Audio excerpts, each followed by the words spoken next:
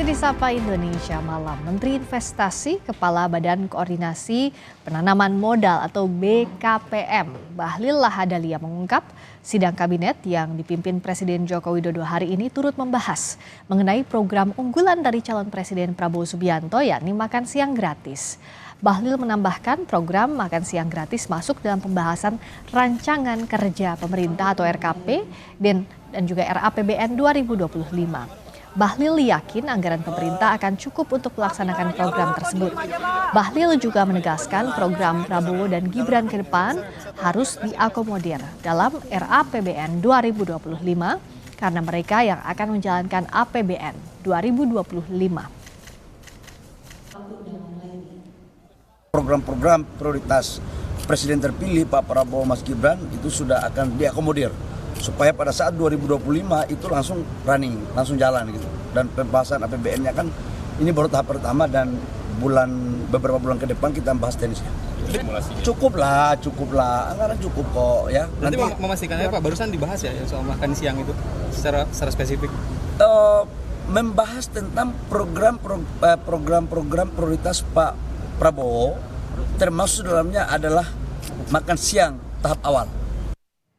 Sementara itu, Kementerian PPN, Bappenas mulai menyusun program makan siang dan susu gratis bagi anak sekolah yang diusung pasangan Prabowo Subianto Gibran Rakabuming. Menteri PPN, Kepala Bappenas, Suharso Monoarfa mengatakan dimasukkannya program itu di APBN 2025 sebagai upaya menjaga kesinambungan pembangunan dengan yang sudah dilakukan Presiden Joko Widodo. Memang harus memasukkan program-program ikonik dari presiden terpilih.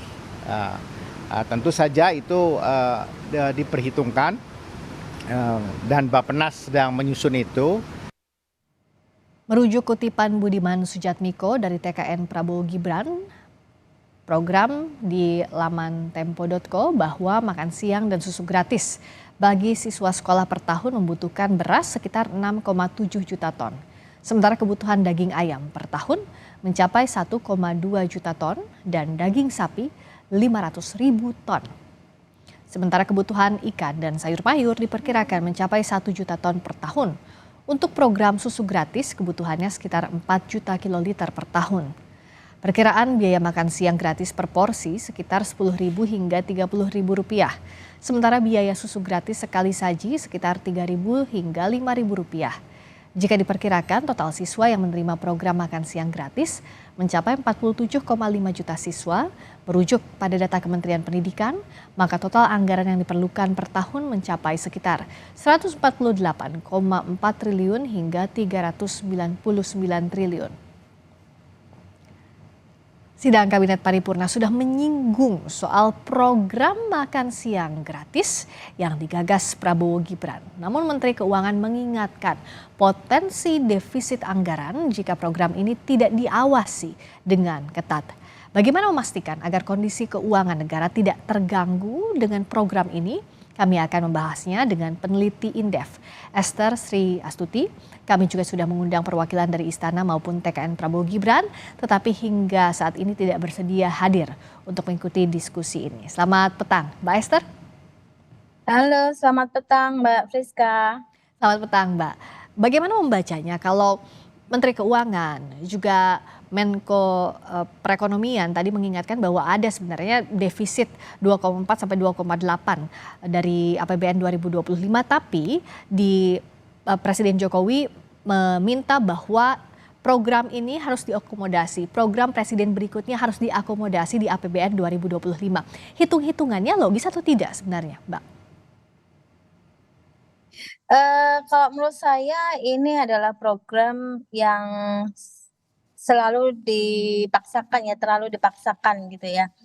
Seperti yang saya katakan sebelumnya bahwa urgensi dari program makan siang gratis dan susu gratis ini sebaiknya dialihkan ya untuk peningkatan kualitas SDM saja gitu, karena besarnya kan cukup fantastis ya, sekitar hampir 500 triliun rupiah. Nah, ini sebaiknya ditinjau ulang. Tetapi kalau memang dipaksakan berarti pemerintah harus extra effort untuk mewujudkan program ini gitu, Mbak.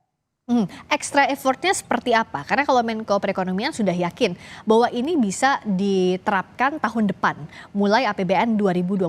Sementara tadi kondisinya ada defisit 2,4 sampai 2,8% kurang lebih. Nah, apa yang harus diwaspadai? Bagaimana extra effortnya itu? Ya, kalau dilihat budgetnya kan sangat fantastis ya menurut saya. Artinya anggaran dari makan siang gratis dan susu gratis ini artinya harus dicarikan ya pos-pos yang lainnya. Kita tahu bahwa yang namanya apakah itu apa namanya tax ratio ya, tax ratio kita juga selalu turun ya dalam 10 tahun terakhir ini. Nah, memang sekarang berkisar 10% gitu. Tetapi apakah nanti dibiayai dari penerimaan pajak atau dan cukai atau penerimaan yang lainnya gitu.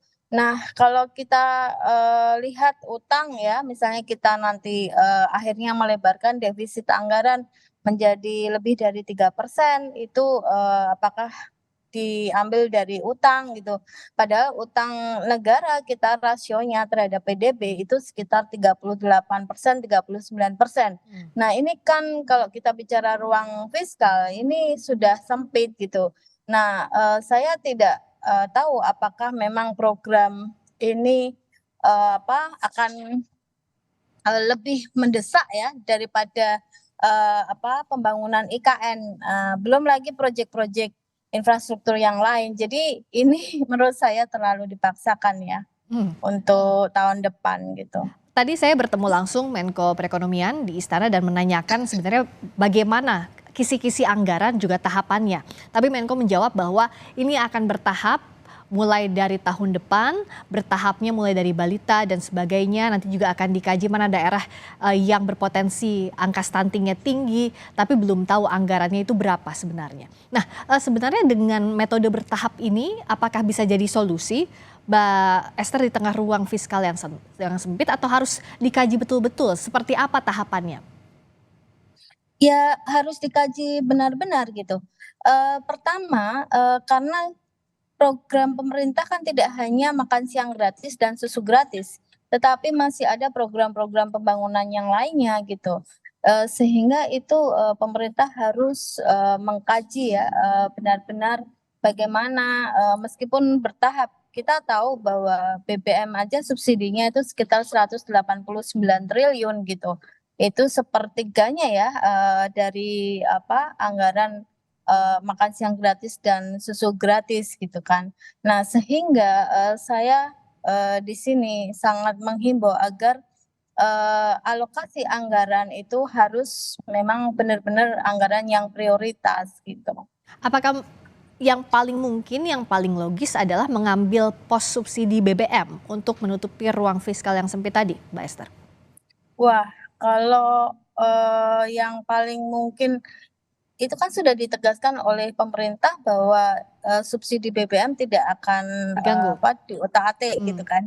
Nah, ini saya malah mendengar akan melebarkan defisit anggaran lebih dari 3%. Nah, kemungkinan itu anggarannya bisa dari yang lain ya. Saya khawatir gitu, itu menjadi pemicu ya dari lebih sempitnya ruang fiskal yang ada di APBN gitu.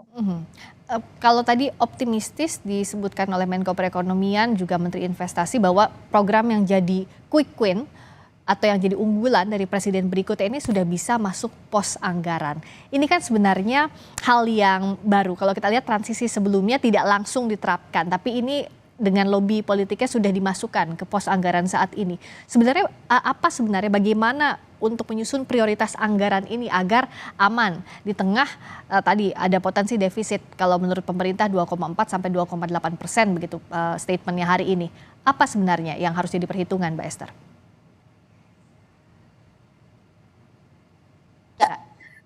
Pertama yang harus diperhitungkan adalah kita memastikan dulu deh ini di-create anggarannya dari mana. Yang kedua, itu pasokan ya, pasokan makan siang gratis dan susu gratis itu. Jangan sampai dengan adanya program makan siang gratis dan susu gratis ini malah meningkatkan impor ya, impor beras, impor susu. Sehingga menurut saya nanti kalau memang benar-benar dipaksakan, berarti kan makan siang gratis itu tidak harus berupa makan siang nasi gitu ya, tetapi ada diversifikasi pangan, misalnya makan siang dari beras sorghum atau beras porang atau beras atau bahan pangan yang lainnya, dan tidak harus misalnya daging ya, tetapi bisa ikan. Nah, untuk bisa meningkatkan ya produktivitas dari pasokan pangan di dalam negeri, maka saya rasa ini juga bukan hal yang semudah membalikkan telapak tangan yang hari ini diucapkan besok sudah selesai, besok langsung langsung ada gitu.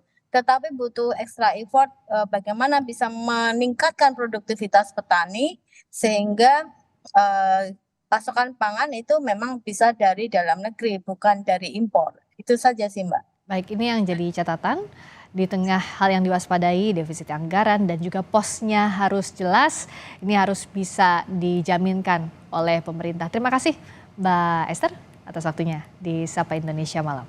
Sama-sama Mbak Friska. Selamat malam.